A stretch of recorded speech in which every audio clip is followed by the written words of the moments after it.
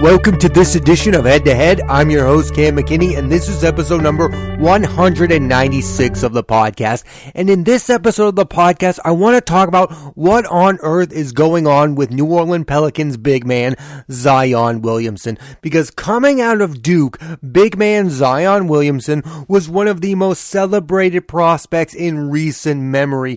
When he's played, he's lived up to the hype in the NBA. He's averaging 25 points per game and 7 rebounds per game, and is shooting 61% from the field. The problem is, in his 3 seasons in the NBA, he's only played in 85 games, the majority of which came in his second season, where he played 66 games, and as a rookie, he played in only 24. And this year, Zion's 3rd year in the league, he's missed every game due to injuries, and Zion is in the news this week for all the wrong reasons. The first is that he did not get in contact with his new teammate CJ McCollum, who was recently traded to the teams from the Pelicans. CJ McCollum is no slouch. He's an all-star caliber guard who's probably been brought to the team to make them better, and yet Zion did not reach out to his new teammate. And ESPN analyst and former teammate of Zion's, JJ Redick, came out and said that Zion was not the best teammate ever, and on top of all of that, season ticket holders have come out with an email about re-upping for tickets next season and did not even mention Zion Williamson's name. Think about that. The Pelicans are selling themselves as a team and not even mentioning the guy they drafted with the number 1 overall pick.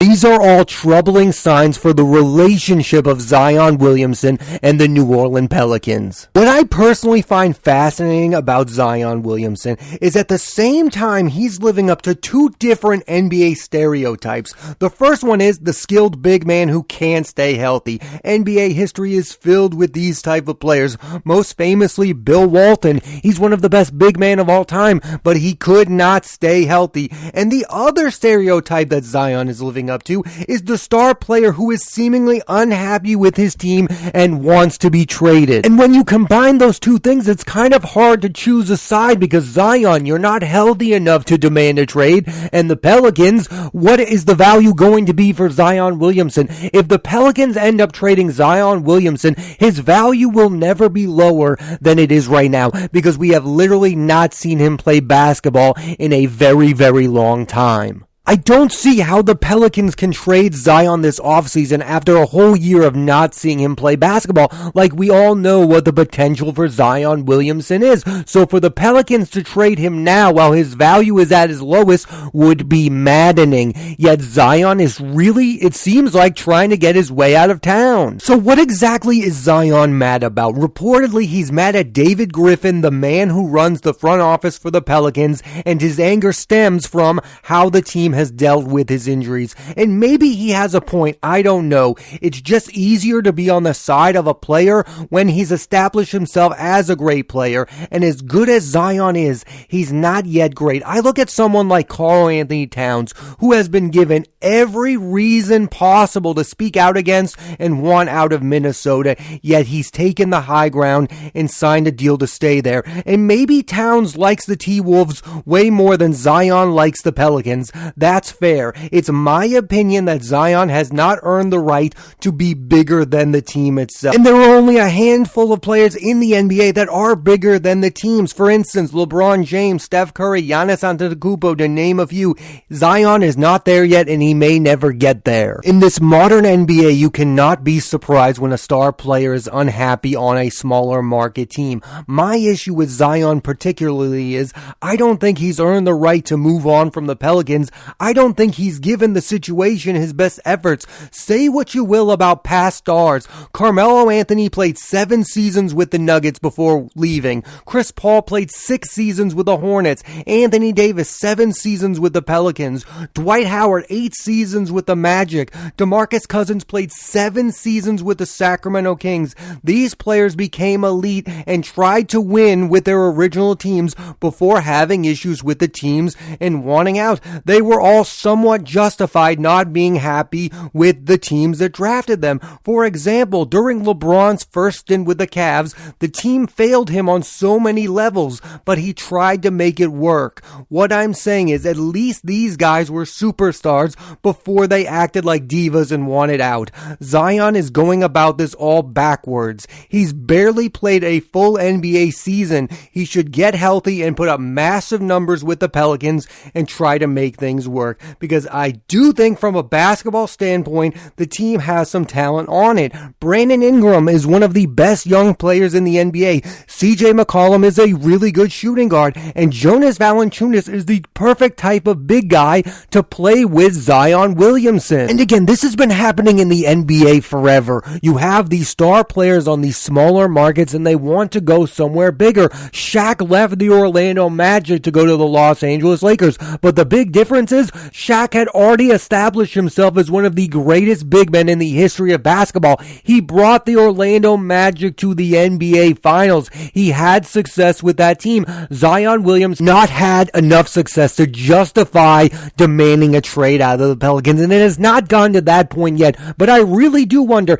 is this issue with David Griffin just an excuse to get out of New Orleans so he can play on a bigger stage like LA or New York? And then it gets to the point of, what is the NBA supposed to do to stop situations like this from occurring? If the over $180 million the Pelicans can offer Zion this offseason isn't enough to keep him on the team, the reality is there's nothing they can do, because Zion is looking at the NBA and he's looking at the greener pastures, and he wants to be on like a supposed super team with other star players, and he wants to be in the Brooklyns of the world. He wants to play with the Knicks. Yes, he would rather play on the New York Knicks than the New Orleans Pelicans.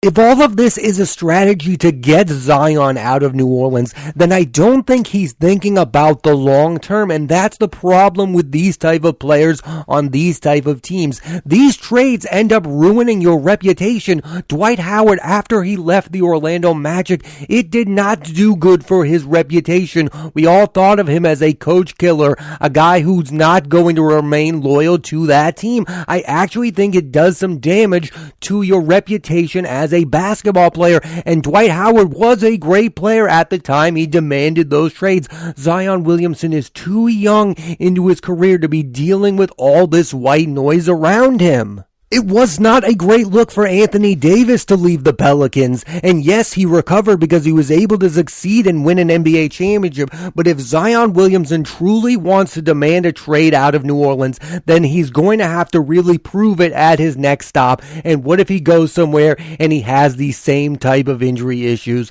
I just don't think that Zion Williamson is looking out for the long term of his career. If in fact he wants out of New Orleans, I think the best case scenario for Zion Williamson's career is to put up staggering numbers with the Pelicans and prove he's one of the best big men in the NBA today. I mean, let's be honest, he's going through a bit of a rough patch. We really don't know the timetable of when he's going to be healthy again, and now there's all this talk that he's not the best teammate ever. Again, not reaching out to a star player that has just been traded to your team is not the best look. And the craziest thing of all is the New Orleans Pelicans are emailing their season ticket holders to re-up their tickets, and in that email they are not mentioning the name of Zion Williamson. That tells you everything you need to know about this fractured relationship between this NBA team and their so-called star player. It's not very good right now for the Pelicans and for Zion Williamson. It feels like from afar that both parties, Zion and the Pelicans, know that their future is not going to be long-term them together, that it's not going to end up in this magical Zion's going to take us to the NBA Finals and then he's going to be a member of the Pelicans for the next 10 years. And knowing that is not fun, because what are these sides supposed to do? I almost feel bad for both of them.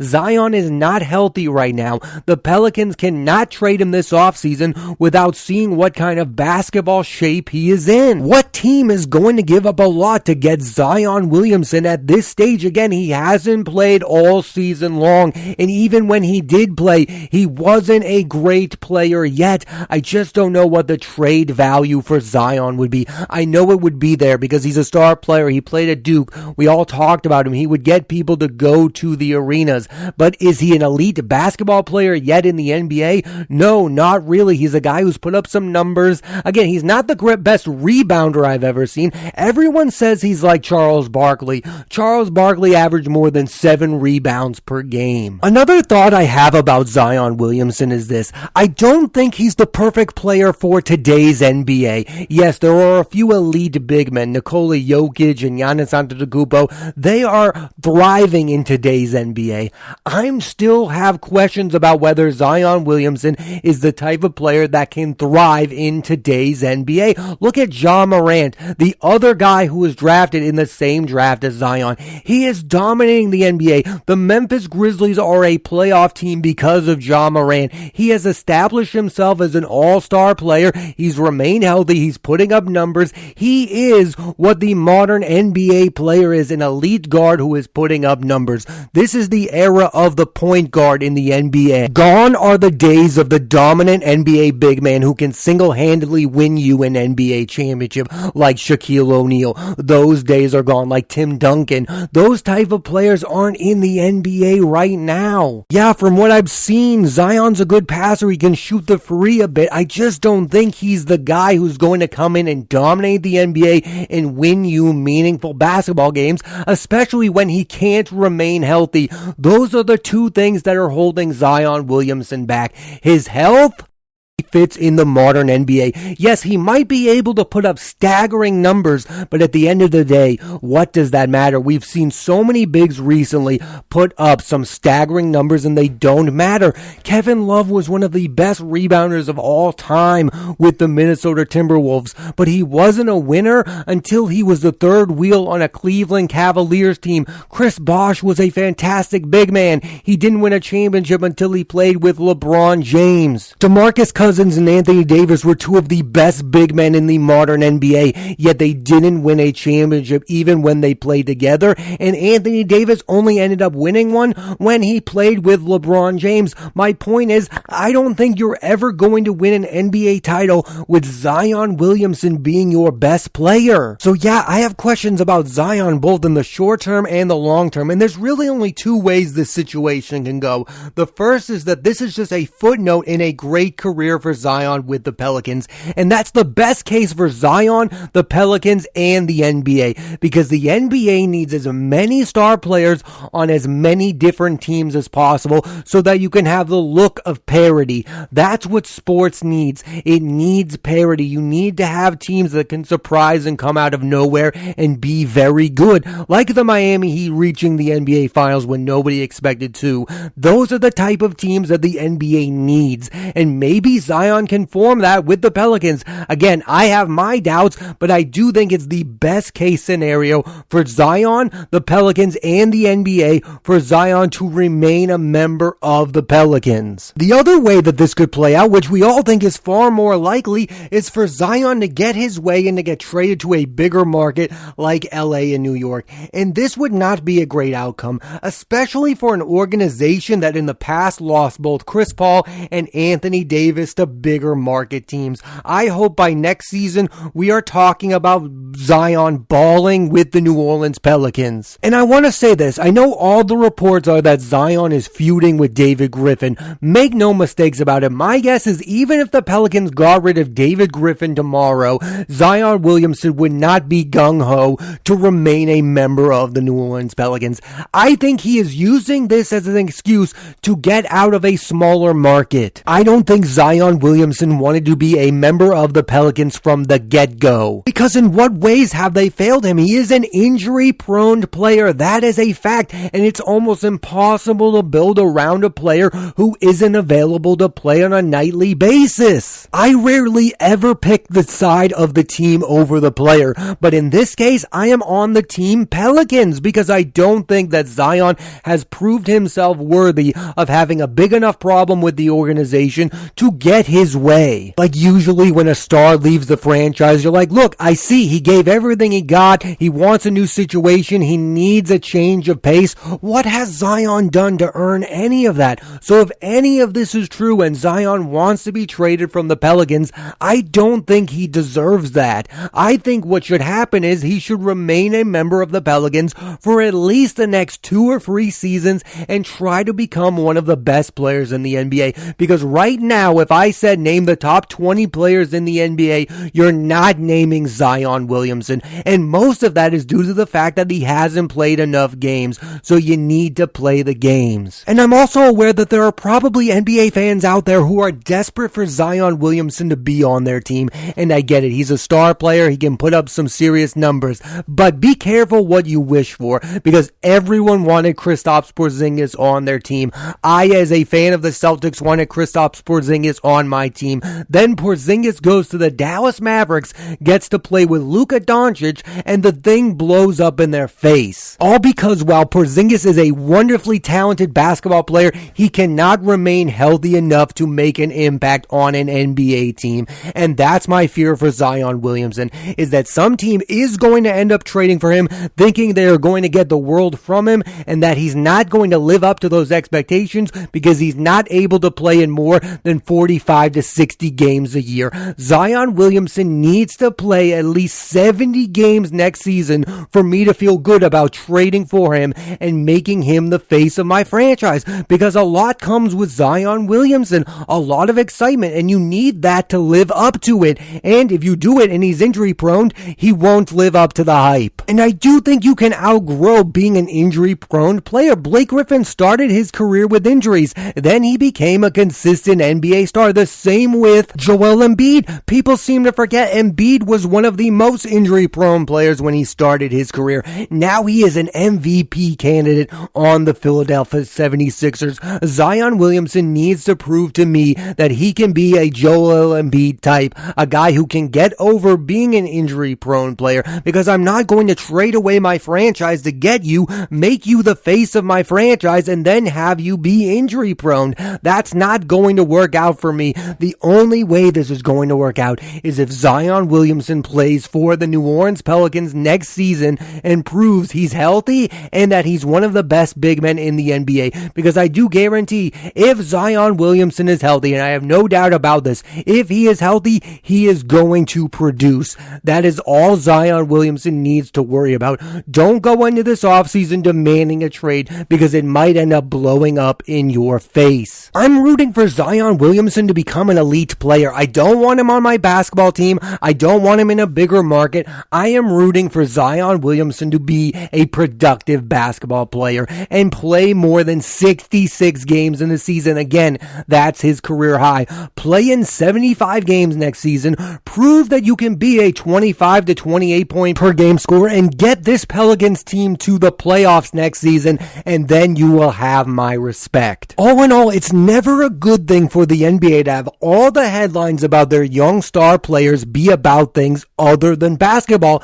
like Ben Simmons' feud with the Philadelphia 76ers. That was not good for all of that to go along during the NBA season. And the same thing goes with the Zion Williamson situation with the Pelicans. You don't want this happening while the NBA season is going on. Yes, it's great for the offseason. It's great for the trade deadline. It's great for all of that. But the regular season is happening and the postseason is upon us. And we're talking about Zion Williamson and whether or not he's getting along with the team that drafted him. That's not good for the NBA. And it's not good for the future of the NBA. Because if Zion Williamson ends up getting his way, which we all think is what he wants, is to be on a bigger market team, then more and more young players are going to get drafted by these lesser franchises and then quickly demand a trade. And that is the absolute worst case scenario for the NBA. The best case scenario is for these players to make these organizations